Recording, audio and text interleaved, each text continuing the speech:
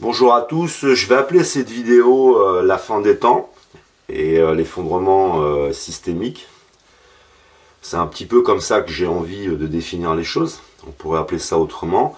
Je vais essayer de vous donner quelques explications sur les raisons des effondrements qui se suivent les uns aux autres, puisque ce n'est pas...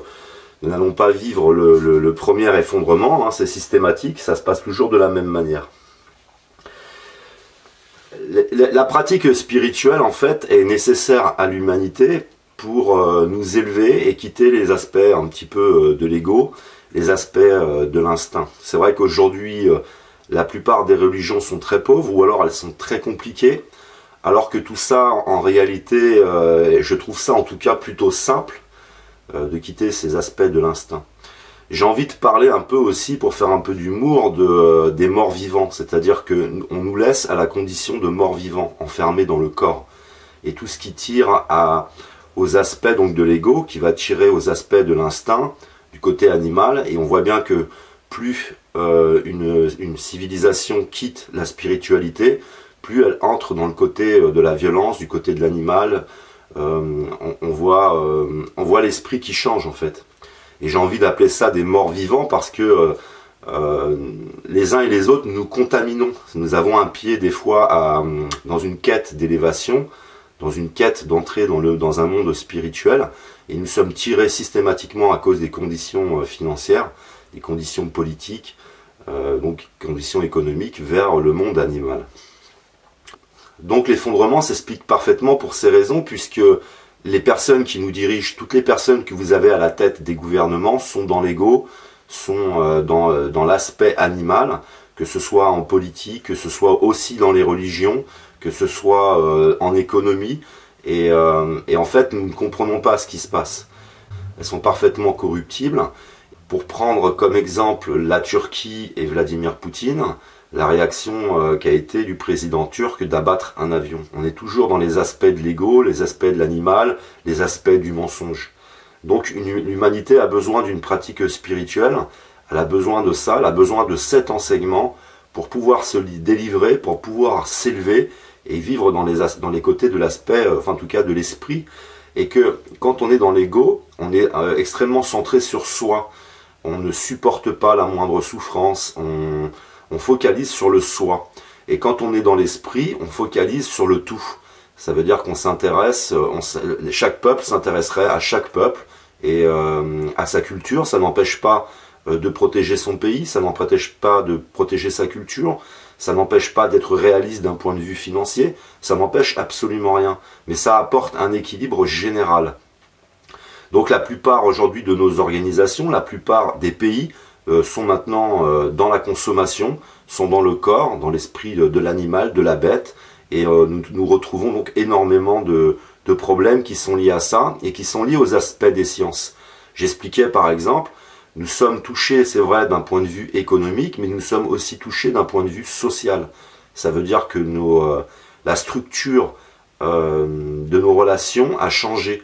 On devient beaucoup plus individualiste, on voit bien que le tissu a été détissé au niveau des liens entre les jeunes, les vieux, tout ça je l'explique parfaitement dans mes vidéos, et nous ne pouvons pas vivre dans ces conditions. Et si vous prenez maintenant notre société, notre organisation, les Occidentaux c'est l'Empire romain, et on voit la dégradation d'un point de vue sexuel, on nous attire toujours vers le corps, tous les aspects qui sont liés au corps. Beaucoup d'entre vous souffrent parce que instinctivement, vous êtes dans une quête que vous ne comprenez pas. Vous avez une fois un pied un peu dans la spiritualité, dans l'aspect de l'esprit, et puis vous êtes régulièrement mordu par ces morts vivants qui vous retirent vers les côtés du corps, et qui vous contaminent aussi, puisque vous pouvez parfois vous retrouver vous-même à avoir la haine, vous retrouvez vous-même à rechercher peut-être dans les aspects de l'instinct des réponses à vos problèmes, et on s'enfonce comme ça. Donc l'humanité a besoin d'une pratique spirituelle faite de science, et qui doit s'enrichir au fur et à mesure où les sciences évoluent. Donc aujourd'hui on est dans un monde où la nouvelle religion, c'est à la fois une religion de consommation, c'est une religion politique, où les gens sont dans l'adulation d'acteurs politiques, ou d'acteurs religieux qui, eux, sont dans une religion de magie et qui n'apportent pas grand-chose à l'humanité. On est donc face aussi à un problème, et l'humanité a toujours répondu à ces problèmes. Alors ce qui fait qu'en tout cas, je l'imagine, ça a été aussi prophétisé un petit peu partout, dans de nombreuses religions, qui viendrait une religion unique.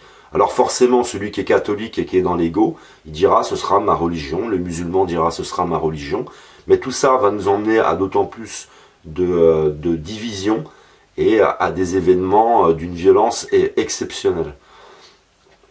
Donc voilà, il faut bien comprendre que l'humanité doit fonctionner comme un tout, avec bien sûr un esprit en fonctionnant autour d'un esprit universel, avec un but qui soit universel, enfin en tout cas des buts, et on ne peut pas fonctionner dans la division, on ne peut pas fonctionner dans l'adulation, on ne peut pas fonctionner dans tous ces systèmes qui tournent autour de l'argent, de la possession, etc., qui est parfaitement stérile. Aujourd'hui, quand il y a un événement dans le monde, je vois par exemple, on organise la COP 21 pour l'environnement et on peut laisser des forêts continuer à brûler sans intervenir, comme si c'était la forêt de l'autre, alors qu'une forêt, quand elle se consume, c'est notre forêt à tous, c'est une partie, c'est un segment des poumons de cette planète, et nous devons agir, et en toutes circonstances. J'ai écouté un artiste qui disait Dieu est de droite, puisque souvent les cataclysmes, etc., les cataclysmes sont souvent dans des pays pauvres. En effet, mais pourquoi sont-ils pauvres déjà d'une part? Et j'ai envie de dire, pourquoi n'intervenons-nous pas de façon massive face à chaque problème? Nous pouvons le voir avec Daesh. Vous voyez bien que c'est le problème de l'Irak, c'est aussi des enjeux qui sont derrière. Il y a des contrats qui sont signés avec les uns et les autres. Alors on ne veut pas intervenir, puisqu'on a des intérêts aussi les uns avec les autres. On voit que la diplomatie devient une diplomatie de violence, alors que la diplomatie, c'est régler les choses avec la paix. On voit bien que tout ce qui pouvait avoir des représentations intéressantes dans nos organisations sont en train de se renverser. On entre dans l'inversion et absolument pour tout. Donc si vous voulez connaître la raison, moi c'est ma façon en tout cas de l'exprimer, je peux aussi respecter une façon pour vous différente d'exprimer les effondrements, mais pour moi les effondrements viennent d'un état d'esprit.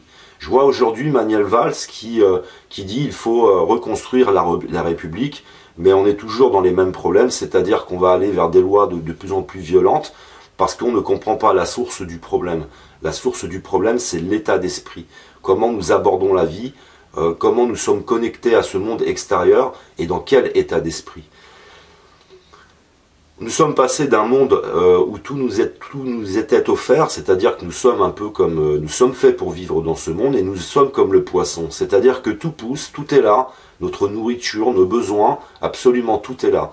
Et nous avons greffé un système économique qui nous a amené peu à peu vers l'esclavagisme. Et pour amener un tel système économique, il faut être dans un certain état d'esprit. Donc toujours, j'ai envie de dire que tout est lié toujours à l'esprit. Dans quel état d'esprit sommes-nous? Comment abordons-nous les choses? Comment mettons-nous en place des solutions? Et ça doit toujours être fait de spiritualité et surtout absolument de science, puisque ce monde est fait de science. Ce monde n'est pas fait d'idéologie. Ce monde n'est pas fait de religion. Ce monde n'est pas fait de dogmes. Ce monde n'est pas fait de tout ça. Ce sont les hommes qui font ça. Et ce sont les hommes qui nous amènent chaque fois à cet effondrement, à cette forme d'empire romain qui se reconstitue dans l'esprit. C'est l'esprit de l'empire romain et c'est l'esprit qui nous conduit systématiquement à l'effondrement, puisque ceux qui nous dirigent, qui sont censés trouver les solutions, sont dans le corps, ils sont dans la possession, ils sont dans l'ego, dans la violence, ils sont dans la stigmatisation, ils sont dans le mensonge, ils sont dans les manipulations. Donc on est en train d'attendre des solutions de la part de ceux qui sont la source en réalité de notre problème. Le problème qu'il va y avoir aussi autour de ça, c'est que nous-mêmes, nous avons des facettes blanches et des facettes noires. Nous avons, comme nous avons un pied dehors et un pied dedans, et que nous nous construisons dans ce monde, nous pouvons donc nous identifier en partie à ceux qui nous dirigent. Alors nous ne les combattrons pas, parce que nous ne comprenons pas ce qui se passe. Et nous ne comprenons pas non plus que ces aspects, ces facettes noires que nous pouvons avoir, nous pouvons les changer. Et tout ça autour d'une pratique spirituelle, quelque chose de scientifique, quelque chose qui est très simple, qui est à la disposition aussi de nous tous, c'est la psychologie. Malheureusement, c'est encore aussi un des aspects qui aurait pu nous emmener à une élévation, mais malheureusement, comme on est dans un système économique, l'information qui autrefois était gratuite se transmettait de génération en génération, cette information maintenant est payante. Ce qui veut dire que même le fait d'avoir un peuple qui soit en équilibre psychologiquement n'est même pas accessible à la majorité et n'est même pas accessible à ceux qui en ont le plus besoin, ceux qui n'ont pas justement de pouvoir financier et de pouvoir se guérir. C'est-à-dire que la psychologie devrait être gratuite. C'est pour moi exactement comme les soins. Mais vous voyez bien à quel point nous sommes bien dans le corps de l'animal, puisque nous séparons les aspects de la psychologie du corps. Le corps est pris en charge par la sécurité sociale, l'esprit ne l'est pas. Et si les politiques, ceux qui nous dirigent, étaient dans l'esprit, alors ils feraient en sorte que l'esprit soit aussi pris en charge par l'État pour avoir des personnes équilibrées qui ne vont pas eux-mêmes contaminer leurs enfants. On est donc maintenant, aujourd'hui, en tout cas, moi d'après mes analyses et quand j'observe de façon internationale nos organisations, nous sommes dans le corps de la bête, dans le corps de l'animal, et nous n'avons pas développé les aspects spirituels, les aspects de l'esprit, les aspects de la psychologie. Nous ne sommes pas élevés, et comme je l'explique dans notre vidéo, la continuité de l'évolution de l'homme, de la femme, de l'humanité, c'est l'esprit, c'est d'aller toujours plus haut, ce qui n'est pas fait. Donc chercher des raisons à un effondrement, c'est absolument et uniquement lié à l'état d'esprit. Donc regardez les phénomènes politiques, observez un petit peu les acteurs politiques. Par exemple en Ukraine, depuis 2 ans, je dis qu'il n'y aura jamais la paix en Ukraine, depuis que depuis que les ONG sont sur place et alimentent en fin de compte la révolution. Donc derrière il y a des intérêts géopolitiques, et c'est toujours l'esprit. C'est-à-dire nous préférons nous livrer des guerres plutôt que de nous organiser ensemble. La nécessité d'un équilibre passe par le développement de l'esprit, passe par les sciences, mais passe aussi par la nécessité de s'organiser. Par exemple, chaque pays devrait rechercher sa propre autonomie au maximum et ne dépendre qu'au minimum de certains aspects. Et par exemple, les énergies devraient être gérées par une organisation internationale qui redistribuerait ces énergies de façon juste, équilibrée, et empêcher qu'il puisse y avoir des personnes qui mettent en place des stratégies, qui puissent mettre en place des phénomènes, en tout cas géopolitiques, qui nous conduisent à la guerre. Donc on est vraiment dans les aspects de l'animal, c'est l'animal qui se bat. C'est-à-dire que si vous donnez un territoire à 2 personnes évoluées, elles vont se partager non seulement ces 2 territoires, et en même temps elles vont s'organiser à pouvoir être l'une et l'autre complémentaires. Et ce qu'ils ne sont absolument pas capables de faire. C'est-à-dire l'OTAN, l'ONU, toutes les organisations, l'organisation européenne, etc., ça cache en réalité des personnes qui sont dans l'instinct, ce sont des bêtes, et qui mettent en place des stratégies pour anéantir d'autres peuples, pour pouvoir les dépouiller de leurs biens. J'ai envie de dire que le phénomène aujourd'hui, par exemple, qu'il y a avec les musulmans, c'est exactement la même chose qui s'est passé avec le peuple indien. Il nous fallait des raisons pour anéantir ce peuple, pour pouvoir le dépouiller de ses richesses, et nous pratiquons à peu près les mêmes méthodes que nous retrouvons enfin en tout cas à chaque guerre, c'est de la propagande, c'est etc., etc. Donc l'effondrement, c'est à moi, en tout cas pour moi, ma façon en tout cas de l'expliquer, c'est comme ça que je la vois. J'ai envie de dire aussi que je n'en démordrai pas, tout est question d'état d'esprit, tout est question de la pauvreté de ce qui nous est enseigné auprès de l'éducation nationale, puisqu'il nous est enseigné très peu de choses et beaucoup de mensonges aussi. Nous avons aussi un problème qui est lié donc à l'information en général. C'est-à-dire que pour construire un raisonnement, il nous faut aussi des rappels historiques des choses, mais qui soient dites avec des vérités. Et n'étant pas fait ainsi, nous ne comprenons pas toujours ce qui se passe, alors que nous assistons parfois simplement à des reproductions historiques. Aujourd'hui, nous vivons une reproduction historique. Mais comme ce qui s'est passé lors d'autres effondrements n'a pas été expliqué de façon scientifique, nous ne voyons pas les choses qui se passent en fait. C'est-à-dire que nous sommes encore dans le domaine de l'invisible. Il se passe des choses et des phénomènes qui sont parfaitement visibles, mais ils sont invisibles puisque nous ne disposons pas des connaissances pour pouvoir analyser, identifier et stopper tout ça. Donc voilà, l'effondrement, c'est avant tout un problème, de spiritualité et de science et absolument rien d'autre. C'est-à-dire qu'une personne aujourd'hui qui est une personne que j'appelle mort vivante, c'est quelqu'un qui a la partie de l'esprit qui est mort, qui ne l'utilise pas, qui n'est pas dans la compassion. Ce sont aussi des personnes capables de tuer des femmes, des enfants, que vous retrouvez à chaque conflit, que vous retrouvez chez Daesh, que vous retrouvez chez les nazis, et ces personnes n'ont pas été identifiées. Ce qui fait que depuis des siècles, nous sommes en train de vivre avec des êtres qui ont l'aspect spirituel invisible, ce sont les morts vivants, des personnes extrêmement mauvaises. Il n'existe que deux races d'êtres humains, donc les personnes humaines, puisque les Indiens disaient eux-mêmes, nous sommes des êtres humains, et il y a les autres, les colons. Ces êtres mauvais, quoi.